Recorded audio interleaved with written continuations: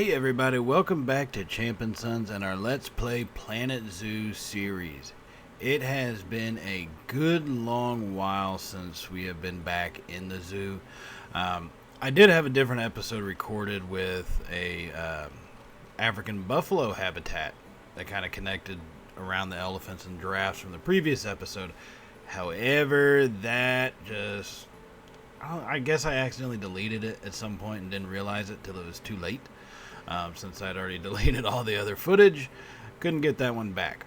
So we're kind of jumping ahead here. We will definitely have a tour of the area to be able to see the African buffalo section. So do not fear, it will be shown eventually. But what are we working on now? We're still in Austin Zoo and Gardens. This time we're looking at building basically a big cat sanctuary for African cats. And in the game, at least, the biggest ones that they have there are the lion and the cheetah. Although I think, you're talking about stuff like a jaguar and all that, I'm fairly certain are in Africa, but it doesn't have it listed as that. More those are in South America, so hey, that's what we're going to roll with in this one also. We're going to go with what the game says at least. So here we are building just two separate habitats, the African lion and the cheetah.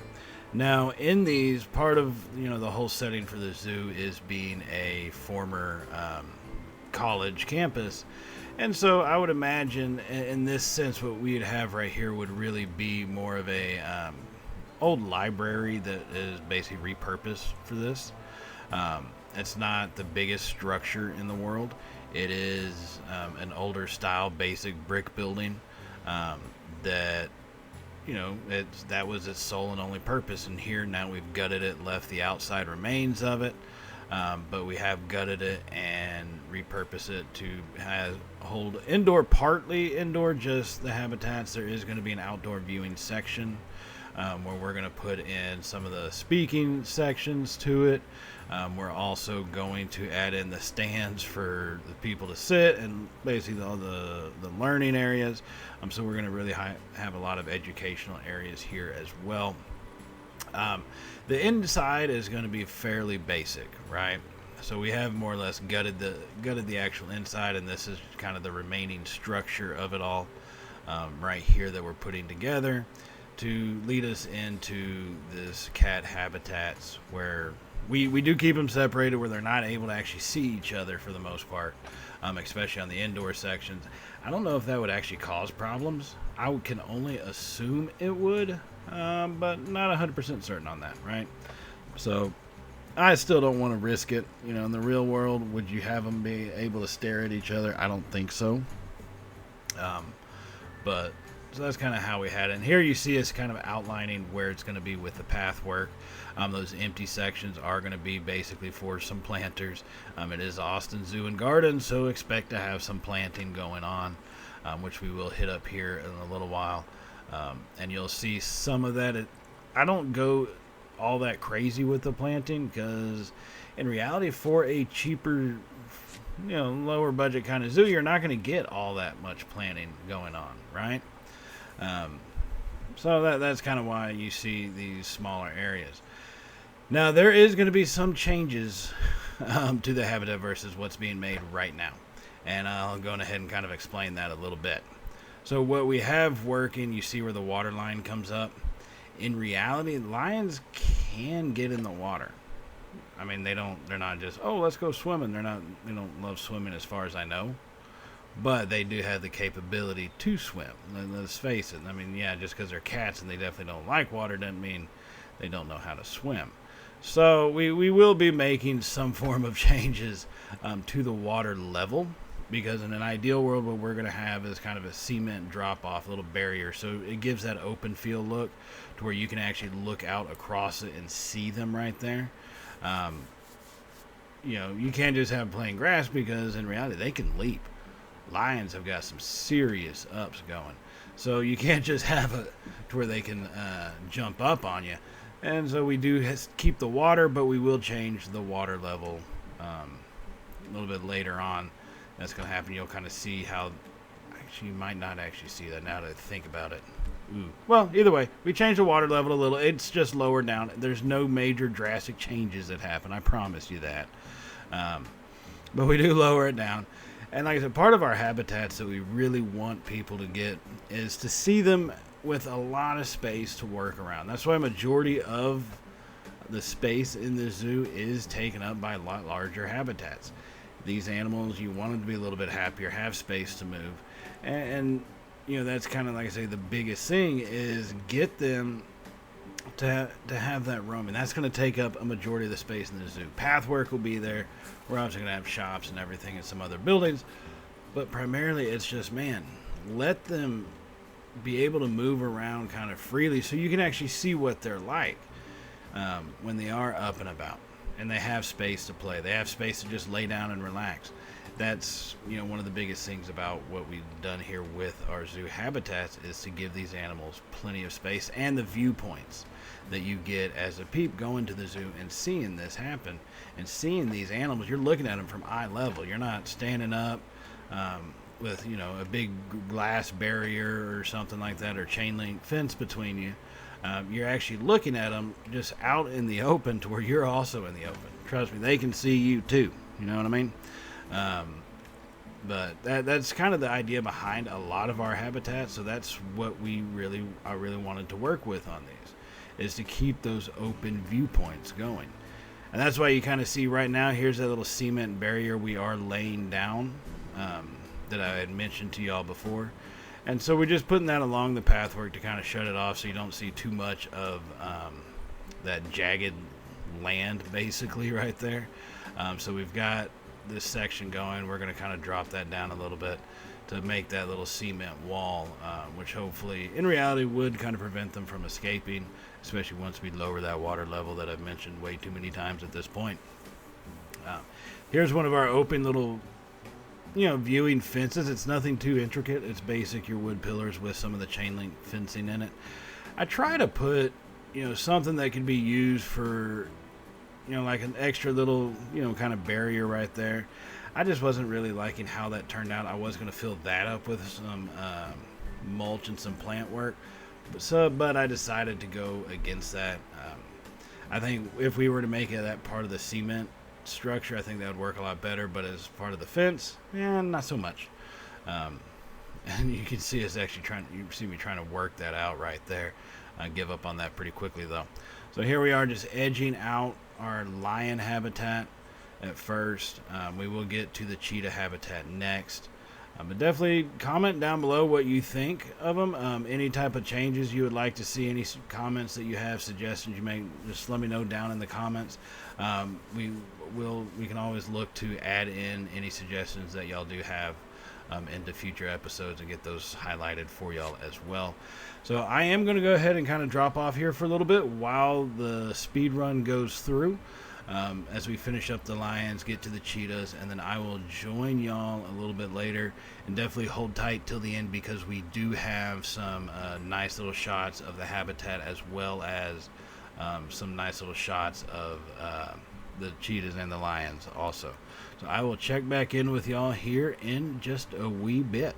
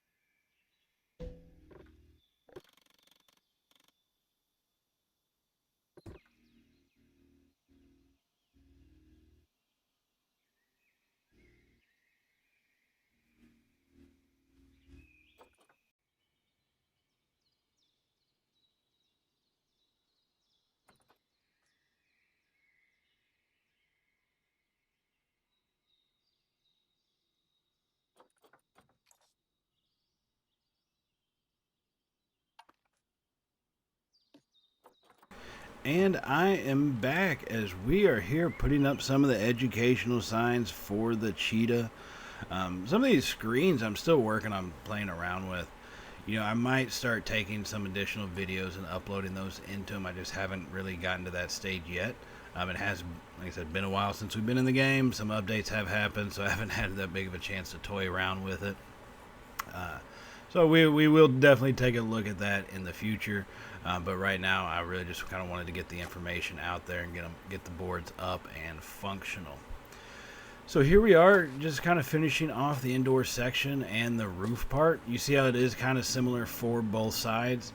And I think if you take a look at the way that at least the roof is done and the indoors, I could definitely see that being something as part of a more modern type of school library. In reality, looking at it that way. So now there's not a whole lot of decoration on the outside of it. So I do go through and put these pillars up just to kind of give it some definition. I will have to add some more later on, but really at that point, by the time I was done with the habitats, it was, oh my lord, let's kind of get everything finished up. I'll work on some of that detailing stuff later. So here, just finishing up the roof of the building. I wanted to go with kind of some little archways to it, but just didn't really work out, so we go back to kind of our glass, I guess, little pyramid sections. The only way I can think to define that as. But it does add a lot of good natural light in, which I think looks really good inside this building here as the peeps walk in and through. So I think this turns out really excellent here. You see right now we're just kind of moving some mulch over on the outside, so we'll get all that planter work done and everything kind of going forward with it. So this is going to be the finishing of the buildings. We do have some additional work to go on here with the habitats. You will see a lot of that in some of the flyover sections at the end, especially with this back little viewing area as we get the little educator speaking section going. And then I remember I need to actually hire some educators. That would be a good idea. So we get those guys hired up so we can get this stuff planted in. And I think these things turn out really well. The design of these, getting the speaking sections going and the seating areas kind of all linked together, really do serve a purpose and provide some really good views of these habitats while you can be learning about it from the educators themselves. And this really comes into handy and looks really well. Now, talked about the planning, just copy and paste. That's kind of just how I operate with those. That's just kind of the way it works for me. Now, one thing you do see me doing right here is kind of repurposing this area. I want to draw people to it, but you want to give them something to enjoy other than just the education. Well, I'm going to shut it off so that way you don't have all the viewpoints and all that. No, I'm going to make it purposeful. We are going to close it out with the fencing or with the wall, as you see kind of going in here and the backdrop. But it's one of those things that, hey, let's draw people, give them a place to sit, get something to eat, watch the lions, watch whatever they do, and just relax a little bit. You can chill out while eating yourself, some chief beef and all that stuff, while listening to them. Kind of get a good shaded seat right there. So that's kind of where these come into play. It's pretty basic building. Once again, I will go back and probably do some finer detailing as we get through the zoo some more. But I really kind of wanted to get this idea put down, and I do feel really good about it. I like how it turned out. This little section right here, this little eating area in between the two educational seating sections. So turns out pretty good as we kind of get this area finished up here. And like I said, definitely stay tuned. We are going to have some of the other shots coming up here in just a minute as we finish off this section. We kind of bring over these shaded areas to, kind of bind the sections together from the giraffes and everything. Combine them together, bring a common motif, to the area. One thing I have forgotten about until just now is the lighting section. And I think these African lights actually work out really well. These light posts, they're not too overbearing. They seem to fit for the most part in the area, and provide enough light for kind of what you would need in the end. So that's kind of why we stuck with them. But we're going to get to the other shots here in just a minute. And before we get to that, I do want to remind y'all to hit the subscribe button if you have not hit it already. And if you did like today's video, give us a thumbs up.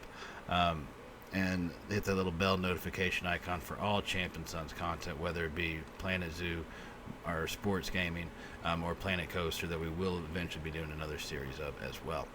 So stay tuned for the finishing shots and the little cinematic viewpoints of these habitats in these animals. And I will see y'all in the next episode as we get to the primates. So with all of that in mind, everybody stay safe. And well, y'all know how it goes by now, right? Later, y'all.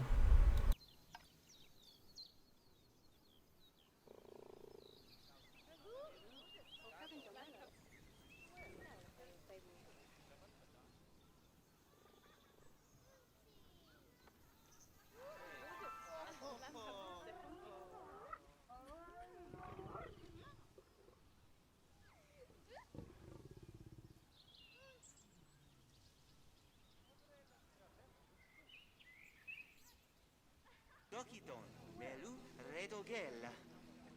Ora por per faldo.